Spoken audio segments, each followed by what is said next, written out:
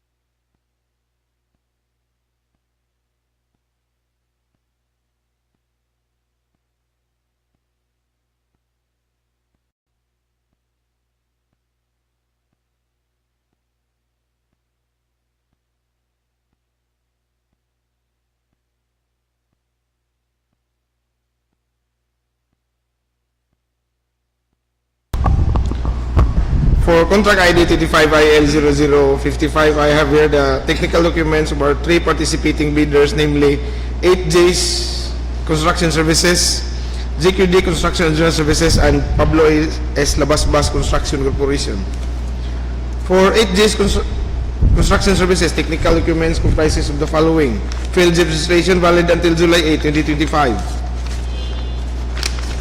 DTI certificate valid until December 9, 2025. Mayor's Permit valid until December 31, 2025. Tax clearance valid until June 6, 2025. Audited financial statement, date of filing February 7, 2024. Pickup license valid until April 11, 2025. Bid securing declaration signed and duly notarized. Organizational chart signed. List of contractors, key personnel signed. List of contractors' equipment pledged to the contract signed.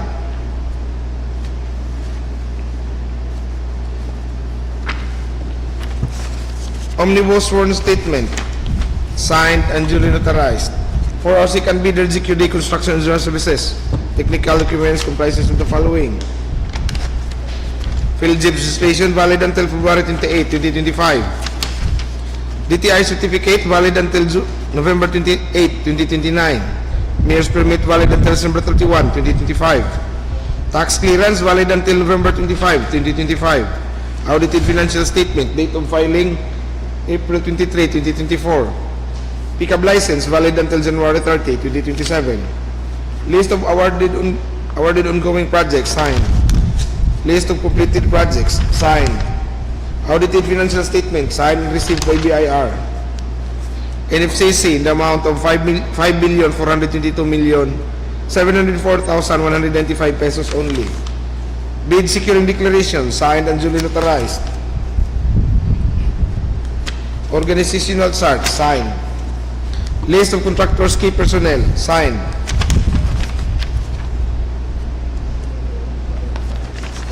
List of contractors' equipment pledged to the contract signed. Omnibus sworn statement signed and duly notarized. For our last bidder, Pablo S. Labasbas Construction Corporation, technical documents comprises of the following: PhilJEPS registration valid until November 17, 2025. SEC registration date, August 28, 2012. Mayor's permit valid until December. Tax clearance valid until October 10, 2025. Audited financial statement, date of filing, April 22, 2024. Pickup license valid until July 19, 2026. List of awarded ongoing projects, signed. List of completed projects, signed. Audited financial statement, signed and received by BIR. NFCC in the amount of 2,920,798,736 pesos and 55 centavos. Bid securing declaration, signed and duly notarized. Organizational chart, signed. List of contractors key personnel, signed.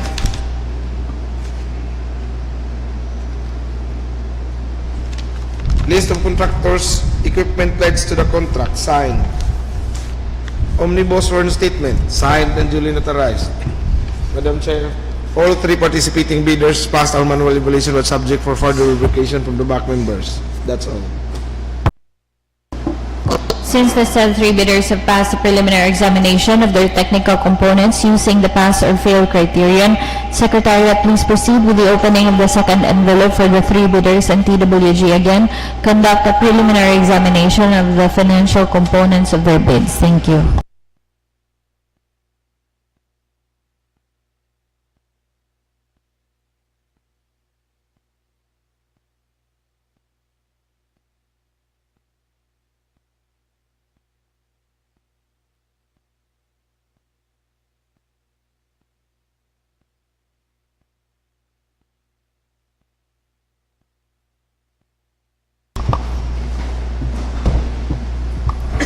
For contract ID 25IL0055, I have here the financial documents of the three participating bidders, namely 8J's Construction Services, JKD Construction and General Services, and Pablo S. Labasbas Construction Corporation.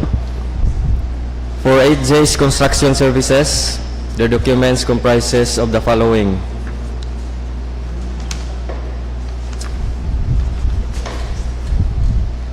bid form signed,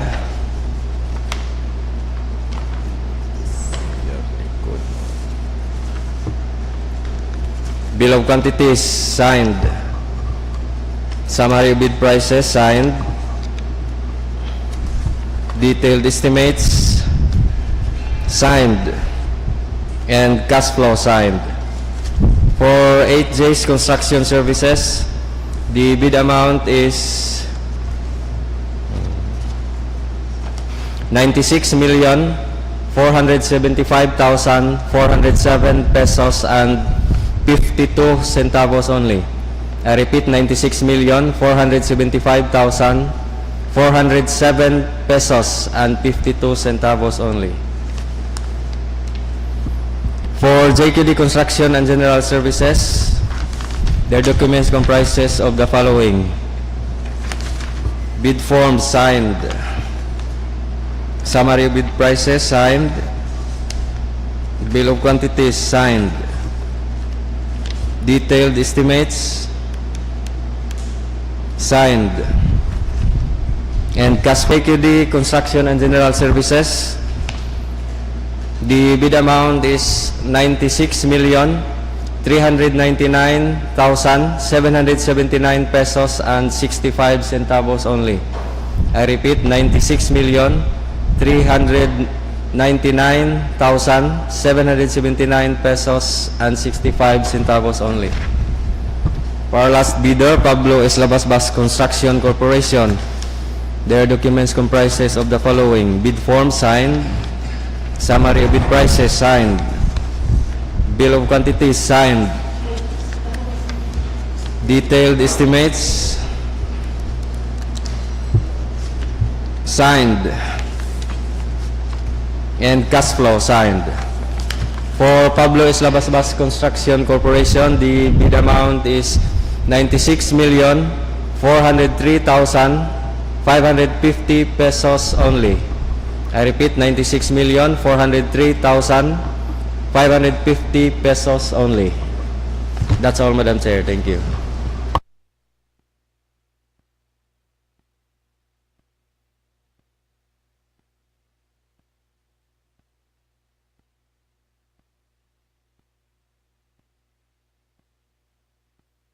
To the rest of the back members, please conduct further verification of the submitted technical and financial components of the bids. Thank you.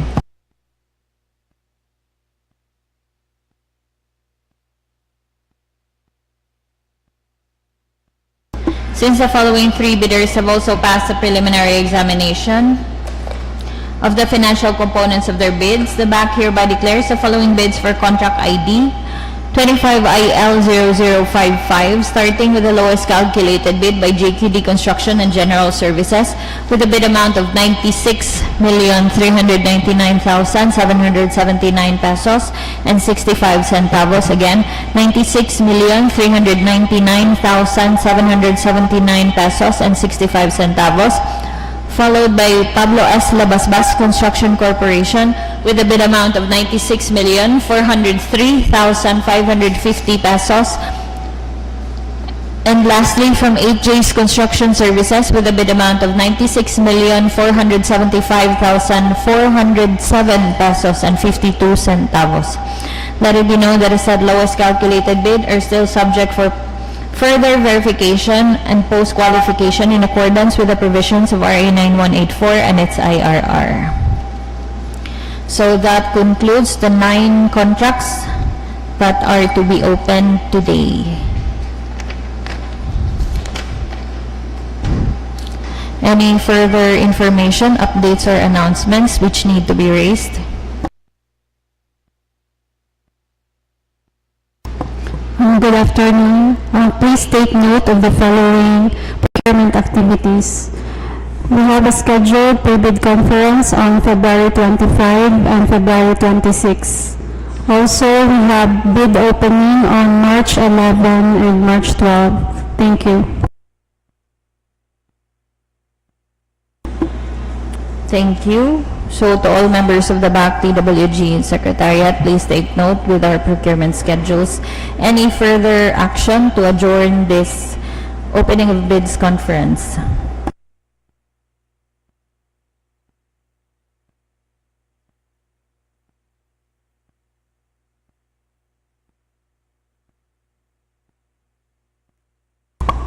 Madam Chair, since there are no more issues to be discussed, so I move for the adjournment of this bid opening activity. Second the motion. Since there is a motion from Engineer Romo, duly seconded by Engineer Altiveros, this February 18, 2025 opening of bids conference is officially adjourned at 2:15 in the afternoon. Thank you everyone and hoping for a good day ahead.